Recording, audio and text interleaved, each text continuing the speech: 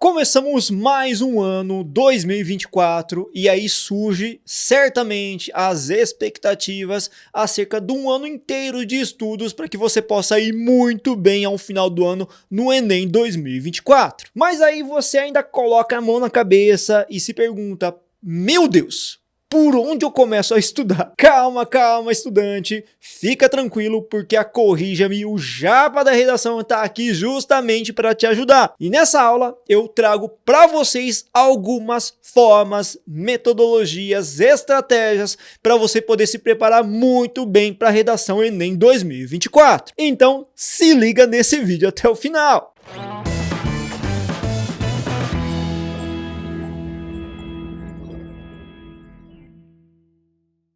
Fala, gente linda, beleza? Japa da Redação aqui, trazendo sempre conteúdo de muita qualidade para todos vocês. E olha só, antes de começar o vídeo, sempre é muito importante reforçar que você pode nos ajudar aqui a produzir mais e mais conteúdo de qualidade. Para isso, curta bastante o nosso conteúdo, compartilhe o nosso vídeo para chegar com mais pessoas, até mesmo aquelas que vão prestar a prova e como você também sentem algumas incertezas ou inseguranças acerca de como se preparar muito bem para a redação. E também você deve se inscrever. Venha, se inscreva no nosso canal e ativa o sininho de notificações. Lembrando que são 3 vídeos toda semana com conteúdo fresco para vocês. E olha só, estamos com uma meta de atingir os 20 mil inscritos até o final de 2024, até exercício aí do Enem, beleza? Então peço a sua ajuda, a sua colaboração. É uma meta bem humilde. No momento em que eu falo para vocês aqui, a gente atingiu aqui 11 mil inscritos. Então para a gente conseguir conquistar os nossos 20 mil, faltam mais 9, tá? 1.000 e pouquinho por mês a gente consegue já atingir essa meta. Então conto com a sua participação, com a sua colaboração. Dito isso, vamos para o nosso conteúdo propriamente. E a dúvida que surge em todo começo de ano com relação ao Enem e a tantos exames vestibulares que você tem que fazer ao final deste ano é como, de que maneira, o que eu posso fazer para realmente me preparar muito bem para essa prova. E a primeira dica fundamental para você se preparar para 2024 é sentar bonitinho, pegar uma folha e escrever, colocar mesmo algumas metas que você deseja atingir.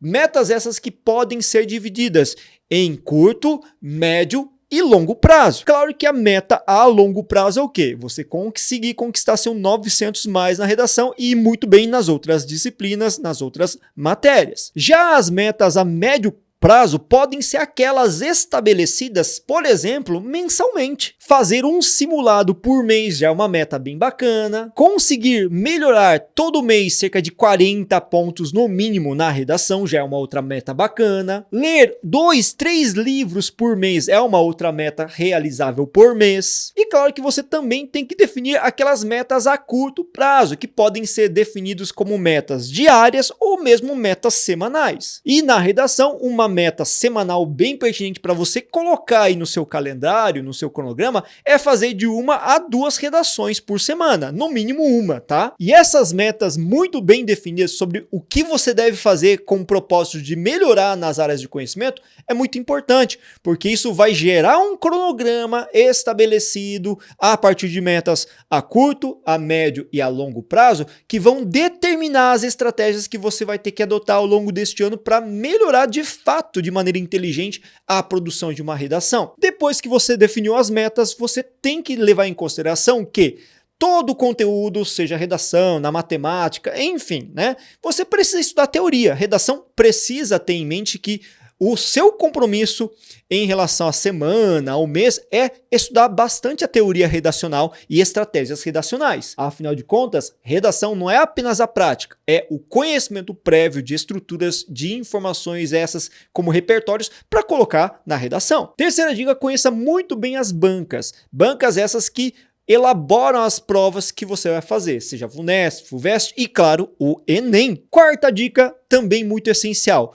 Construa um repertório ao longo do seu tempo de aula, ao longo da sua trajetória no ensino médio, no terceiro colegial. É muito importante construir esse repertório. Repertório, gente, é todo e qualquer conhecimento de mundo que é construído a partir das suas experiências com o mundo, com o contexto social em que você vive. Só que, claro, que no Enem, os repertórios que a banca exige na redação são repertórios de ordem mais complexa, acadêmica e culturalmente elevada. Então um filme, uma novela, um seriado, uma música, um livro, um teórico da sociologia, tudo isso diz respeito ao repertório que você deve acumular ao longo do tempo de maneira bem pragmática, prática, objetiva. Quinta dica, para melhorar na redação, assim como também no exercício da escrita ao longo de toda a sua vida, que é um negócio que você vai precisar sempre, você tem que estudar gramática. Eu sei que gramática não é um negócio deglutível, sabe? Não é aquela coisa saborosa, que nem um chocolate meio amargo, maravilhoso. Não, eu sei que não é. Mas você tem que estudar. Nem tudo nessa vida é agradável de você experimentar, de você vivenciar. A gramática, às vezes, pode não ser a coisa mais agradável do mundo, mas certamente ela é necessária. Então estude gramática, tá?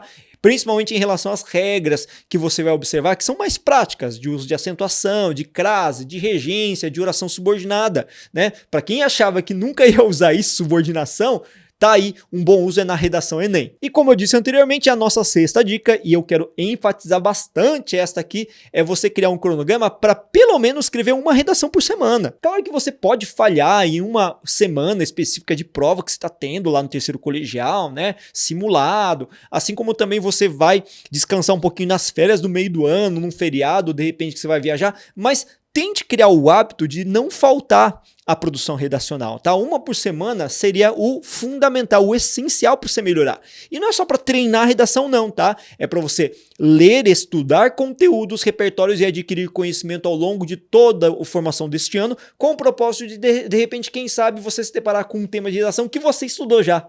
E isso vai facilitar muito a sua vida. Sétima dica. Gente, você às vezes estudou numa escola, e essa escola ela tem um professor de redação, tem uma equipe de correção de redação. Essa redação vai ser corrigida por essa equipe, por um profissional. Mas muitas vezes você não pode contar com essa pessoa. Às vezes você estuda por conta, né, online e tal, e acompanha as nossas aulas. Você precisa, tá? Não tem como você melhorar de maneira independente. Ah, eu sou autônomo, eu vou melhorar por conta própria. Não tem como. A evolução da sua escrita vai ser mediada e deve ser mediada por um olhar clínico de um profissional capacitado para fazer a avaliação da sua redação. E é nesse ponto que nossa equipe, a Corrige-me, entra em campo. A nossa plataforma, considerada a melhor e mais completa plataforma de correção de redação hoje no mercado nacional, vai ajudar você a melhorar na redação. E para você assinar um plano bem bacaninho com a gente, basta clicar no link que está na descrição desse vídeo e fazer parte dessa grande família de vencedores. E oitava dica que eu passo para vocês ainda nessa lista de orientações gerais é você ter consistência. O que é ter consistência? É você ter hábito, ter foco, ter qualidade rotineiramente no seu cronograma de estudos. Isso é muito importante. Ter consistência nos seus objetivos, nos seus passos para cumprir finalmente o objetivo de conseguir conquistar a nota máxima ou uma nota que vai lhe garantir a aprovação em qualquer vestibular do Brasil. E quando se fala em redação, gente linda, vocês precisam de uma metodologia. Não tem como estudar redação de qualquer jeito, vocês precisam se organizar em torno de um método, tá? E eu trago aqui a nossa metodologia 4A que funciona. Prova disso são as nossas notas dos nossos alunos. Se você quiser visitar o nosso Instagram, você vai se deparar e vai se surpreender, aliás, com a quantidade de nota 800 mais, 900 mais que a Corrige-me ajudou a concretizar no Enem 2023. Veja que essa metodologia que a gente traz para vocês, que foi aplicado durante o decorrer dos anos e é sucesso, é a metodologia 4A. Em que consiste essa metodologia 4A? O primeiro A é aula, baseado em aulas disponíveis na nossa plataforma, disponíveis no nosso canal no YouTube. Você estuda a teoria e entender a teoria na redação é muito importante, muito relevante, é o primeiro passo para estruturar seu conhecimento. Já o segundo A é a aplicação, que consiste em você pegar essa teoria, ler um tema de redação e aplicar, e fazer na prática a redação, exercitar a teoria. O terceiro A se refere à avaliação, e essa é a parte que nós corretores fazemos, tá? Com o objetivo de trazer um feedback, uma análise personalizada da sua redação apontando erros e acertos. É muito importante esse olhar profissional. E o quarto e último A, gente linda, diz respeito à análise dessa correção. Análise que vai ser feita por você de maneira consciente, racional e objetiva, com o propósito único de verificar os seus erros e melhorar nas próximas produções. E depois que você fez tudo isso, o ciclo se reinicia, melhorando e evoluindo cada vez mais a cada nova produção. Por isso que a nossa metodologia 4A funciona, porque ela é prática, porque ela é bem objetiva em atingir os seus propósitos. Por isso que mais do que nunca reforço nosso convite de conhecer um pouco mais do nosso trabalho, da nossa plataforma. De novo, o link está na descrição desse vídeo. Bom, depois que você entendeu que deve traçar metas, deve ter uma metodologia bem clara de estudo da redação e em todas as outras disciplinas, uma pergunta que os meus alunos fazem demais aqui na nossa plataforma, assim como no nosso Instagram ou YouTube, é perguntar para o professor, mas como é que eu adquiro repertório? Porque no Enem eu preciso de repertório. Mas eu não gosto de ler, aí fica difícil, né? Eu não gosto de estudar, aí fica difícil também. Aí detesto sociologia, filosofia, aí fica mais complicado ainda, né? Gente, repertório, para você conseguir realmente adquirir o repertório que seja sociocultural, que seja aceito pelo Enem, a gente tem que estudar. Não tem outra via de regra. Não vai assimilar conhecimento por osmose, né? Ficando perto de um cara inteligente que tem muito conhecimento. Não tem como. A receita é a simples e mera receita que sempre funciona, é estudar, né? Mas, claro, eu entendo que ler um livro sociológico, teórico muito elevado, acadêmico, é meio complicado para você adquirir repertório. Então, a gente tem que ser pragmático. Ser pragmático é ser prático, ser objetivo, ser simples na metodologia de aquisição de repertório. Então, tem algumas sugestões para vocês, beleza? Você que está no primeiro, segundo, terceiro ano do ensino médio, seu cursinho aí pré-vestibular, cara, você pode aproveitar o conteúdo que você tem em sociologia, em história, em filosofia, para adquirir esses repertórios. Então, ficar atento a essas aulas, ficar atento às teorias passadas e transmitidas que dizem respeito a um paralelo que pode ser feito aí em relação à realidade brasileira contemporânea, é muito importante. Quando a gente tem aulas desse segmento e consegue trazer esse conhecimento para a nossa redação, a gente tem um caminho andado que é gigantesco. Você adquire repertório pelas informações que estão disponíveis e ofertadas pelo seu professor da área de história, sociologia, filosofia, literatura. O que é importante também ter em mente quando você vai ter essas aulas de humanidades e linguagens é pensar que nem todo repertório que você vai aprender vai funcionar para as redações. Você tem que pegar aqueles repertórios que tem uma alusão, uma ligação direta com a realidade conjuntural brasileira, com os problemas que a gente tem. Terceira orientação. Foque também em algumas leituras de obras literárias. Se você estiver estudando para um vestibular que exige livros obrigatórios, tem uma lista enorme de livros para ler, FUVEST, Unicamp pedem, já aproveita para fazer isso, esse paralelo. Vai fazer o EM, aproveita, pega aquela lista, estuda e vai marcando esses repertórios também, adquirindo esse conhecimento. Já estuda para duas coisas. Quarta dica, aí é mais prazerosa, né? Vai assistir filme, vai assistir seriado, adquira conhecimento a partir da visualização da narrativa, do enredo, do foco contextual histórico dessas narrativas. Isso é muito importante, só que não vá me estudar ou ver filmes simples e meramente para entretenimento. A gente tem que romper com essa ideia de que tudo só filme, novela é só para entretenimento, né? Seriado, etc. Você tem que ter um olhar crítico, clínico, para analisar as questões de ordem social que aquele filme pode trazer e contribuir para a sua vida, para a sua formação como repertório. Isso é muito importante, tá? Quinta sugestão de como adquirir repertório. Fica esperto com informações da atual conjuntura, principalmente dos acontecimentos do primeiro semestre de 2024. Lembrando que a prova vai fechar ali, a elaboração do tema de redação fecha antes, né? Então, você pode estudar e deve se antenar em relação aos acontecimentos mais marcantes desse intervalo de tempo. Uma dica, e claro que eu sou viciado nisso também, então isso ajuda bastante, né? Uma dica é escutar bastante podcast, mas por favor, não estou falando desses podcasts de entretenimento barato com entrevista de figuras pseudo-importantes e relevantes da nossa sociedade, tá? A famosos, enfim, Big Brothers da vida. Eu estou falando de você acompanhar podcasts mesmo com o objetivo de adquirir conhecimento. Claro que você pode assistir ou ouvir podcasts de entretenimento barato que não vão me acrescentar em nada, mas para você estudar para a redação, aqui eu falo da redação especificamente, tente pegar esses podcasts que têm informações de peso. Sugestões de podcast. Tem um bem bacana que é História FM, que é fantástico, fala de muitos assuntos sobre a história. Eu vou deixar o link na descrição desse vídeo, beleza? Assim como o assunto que trata de questões políticas mais recorrentes, mais relevantes. E esses dois podcasts, pelo menos, me trazem um norteamento fantástico sobre o que está acontecendo no mundo contemporaneamente. Então vale a pena vocês acompanharem, beleza? Eu vou deixar outras sugestões na descrição que você pode acompanhar se você quiser, tá bom? Beleza, professor. Quer dizer então que para adquirir repertório tem que ter muito esforço? Tem que ter conhecimento, esforço, dedicação, não tem como sair disso, né? Claro, para conquistar uma boa nota, 900 mais, você tem que ter o esforço. Mas, além disso, é bom lembrar que o Enem cobra determinados assuntos na redação. Assuntos esses que estão sempre associados, e é muito importante você entender essa expressão, associados aos chamados eixos temáticos, que são grupos de assuntos, tá? De temas de redação que analisam situações conjunturais nacionais. Por exemplo, é importante você saber, em geral, alguns desses núcleos, alguns desses eixos temáticos. A questão da educação e da inclusão, uma educação inclusiva, portanto.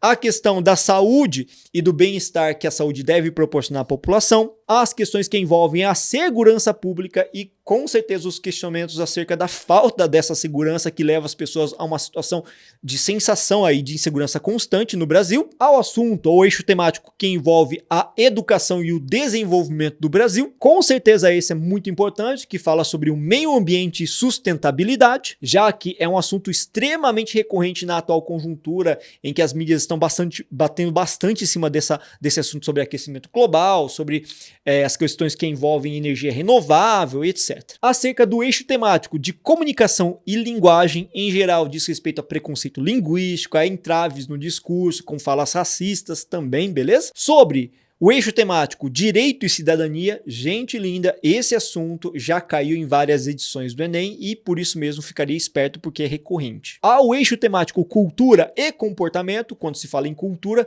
na verdade se fala de uma característica inerente a qualquer tipo de população e algumas culturas no Brasil são menos aceitas ou segregadas diante de outras que são hierarquicamente consideradas superiores. É uma polêmica que existe realmente da exclusão de algumas determinadas culturas. O eixo temático que fala sobre ciência e tecnologia, vai lembrar que recentemente nós passamos por uma pandemia e os questionamentos da área de investimento tecnológico foram feitas, porque nós, em muitas instituições escolares públicas, não fomos capazes de atender a demanda dada por uma necessidade tecnológica, dada por uma necessidade de isolamento causada pela Covid-19. O eixo temático que envolve os direitos das minorias sociais e étnicas, vale lembrar que esse assunto também é bem pertinente, porque no Brasil as minorias sofrem demasiadamente com a segregação, com o preconceito e com o isolamento. O eixo temático sobre acessibilidade e autonomia, quando diz respeito à acessibilidade, claro que inclui diversas questões, principalmente no envolto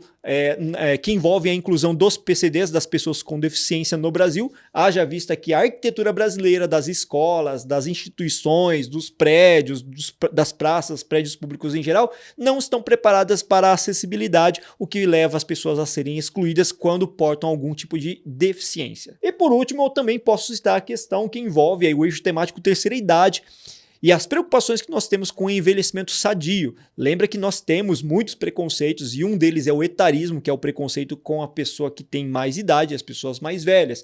E esse tipo de preconceito, assim como a situação tecnológica, exclui os idosos do mercado de trabalho, da sociabilização. Claro que todos esses eixos temáticos que eu citei para vocês, eles podem vir juntos no mesmo tema, tá? Podem ser abordados 3 eixos temáticos no único tema, por isso que é muito importante ficar atento a eles e às discussões produtivas que eles podem trazer. Lembrando, mais uma vez, eixo temático é um grande conjunto de assuntos que englobam diversos temas. E sempre o Enem vai pedir alguma coisa relacionada a esses eixos temáticos. Obviamente que eu não tratei de todos aqui existentes, mas dos principais que certamente vão fazer parte da sua prova no final de 2024. E vale sempre lembrar, né, que o Enem trabalha todas as vezes, todos os temas com problemas sociais. Então, toda vez que você se depara com um tema de redação Enem e você vai desenvolver uma redação sobre isso, você tem que se apegar a verificar as causas e consequências desse problema e dos impactos causados para a sociedade. A partir dessa interpretação, lembre que o Enem exige sempre uma intervenção, uma solução para esse problema. Gente linda, chegamos ao final desse conteúdo e espero que vocês tenham gostado bastante dessa planificação, daquilo que vocês têm que focar este ano, das metodologias associadas à aplicação e à elaboração de uma redação a partir da nossa metodologia que é o 4A, e que esse conteúdo seja de norteador para que você se prepare muito bem, traçando metas a curto, médio e longo prazo para estudar de fato, se preparar muito bem para a prova no final do ano e obter aquela nota 900 mais na redação, por exemplo. Não deixe de seguir a gente nas redes sociais, Facebook, Instagram, Telegram, conteúdo de qualidade no TikTok também com cortezinhos fantásticos para você aprender redação de maneira prática. Valeu, gente linda, bons estudos e até a próxima aula!